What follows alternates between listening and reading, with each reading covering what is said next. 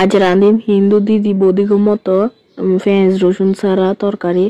তো লইছি বেগুন আলু টমেটো মানে এটি দিয়ে রাঁধিম আর কি। তো প্রথমে তেলের মধ্যে পাঁচফোড়ন দিই তরকারি দিয়ে দিছি। এদিকে মূলা আছে বেগুন আছে তারপরে আলু আছে আর পটলও একটা দুইটা হরি গেছে লইছিলাম বাজার লাই কিন্তু এর মধ্যে হরি গেছে। তো এনে মশলার মধ্যে দিয়ে দিয়েছি আদা বাটা জিরা ধনিয়া বাটা আর লবণ হলদের গুঁড়া মরিচের গুঁড়া দিয়ে ভালো করে কষা লইতেছি।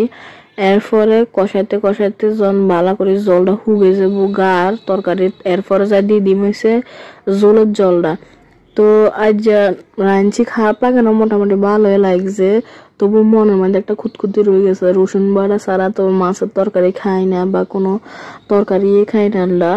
তবু খারাপ লাগে না, মোটামুটি ভালোই লাগছে আর কি। তো এরপরে জলটা দিবার পরে কতক্ষণ ফুডাই সিদ্ধ করলেছি সবজি তরকারি। এরপরে আগে তো মাছ ভাজি রেখেছি তেলাপিয়া মাছ মাথা লেজ খাড়ি একটি মিলাই রাঁধছি আর কি। যা তো মাছটি দিয়ে ভালো করে মিশে লইছে আর একটু বাড়ি দেওয়া জল দিয়েছি দিয়ে মাছটির জলের মাঝে ডুবাই দিতেছিলাম। এরপর উপরে ধনিয়া পাতা দিয়ে নামাই লইছি। এই তো রান্না কমপ্লিট।